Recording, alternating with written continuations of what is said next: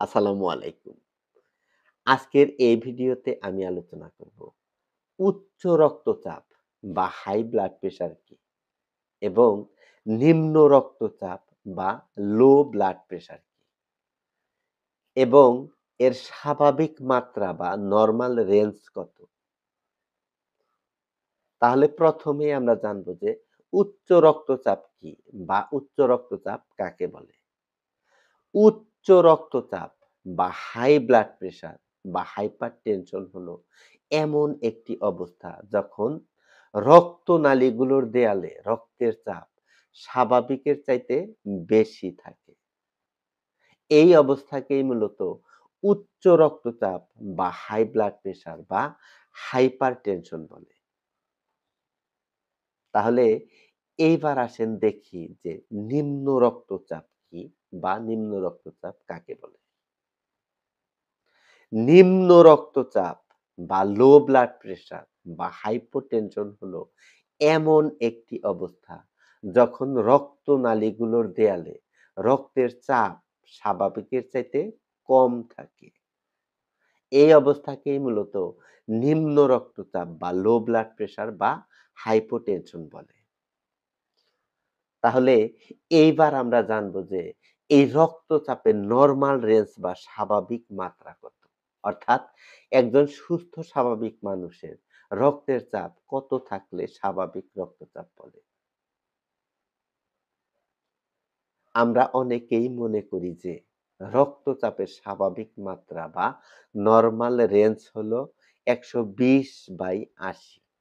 অর্থাৎ রক্তের চাপ ১২০/৮০ থাকলেই মনে হয় সেটা ভালো। এটি আসলে মোটেই ঠিক নয়। রক্তচাপের মাত্রা ১২০/৮০ যে থাকতে হবে তার কোনো ধরাবাঁধা নিয়ম নেই। তাহলে কত থাকাটা স্বাভাবিক?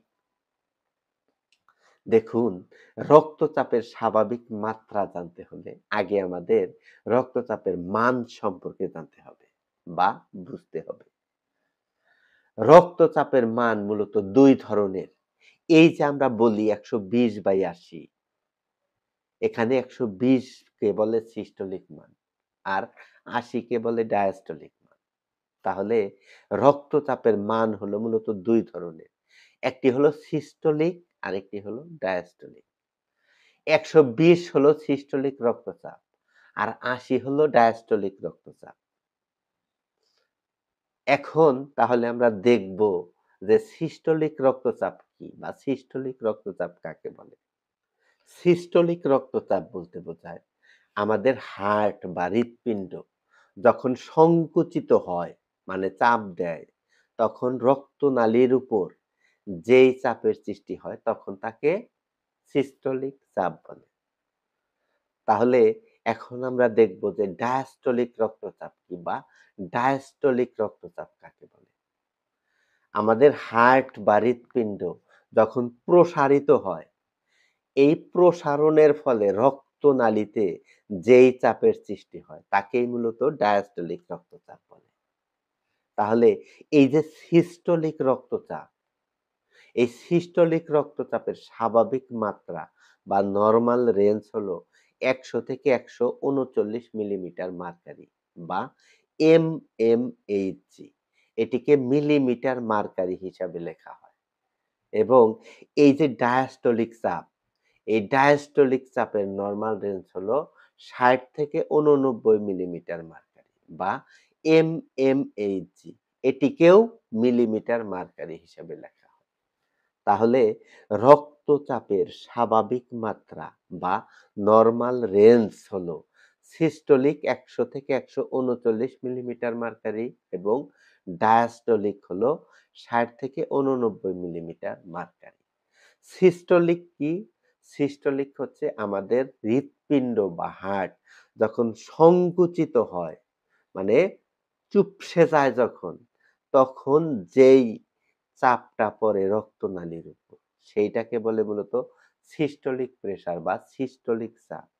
এবং আমাদের হার্ট বা হৃৎপিণ্ড যখন প্রসারিত হয়, তখন রক্তনালীর মধ্যে যেই চাপটা পড়ে, সেই চাপটাকে মূলত বলা হয় ডায়াস্টলিক প্রেশার বা ডায়াস্টলিক চাপ।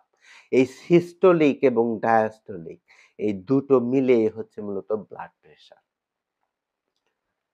আমাদের হার্ট বা হৃৎপিণ্ড সবসময় সংকুচিত এবং প্রসারিত হয়।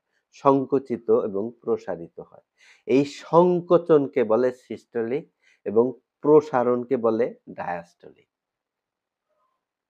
এই সিস্টোলিক বা সংকুচিত হওয়ার এইটার নরমাল রেঞ্জ হচ্ছে ১০০ থেকে ১৩৯ মিলিমিটার মার্কারি এবং ডায়াস্টলিক বা প্রসারিত হওয়ার যে মান, এটার নরমাল রেঞ্জ হচ্ছে ৬০ থেকে ৮৯ মিলিমিটার মার্কারি।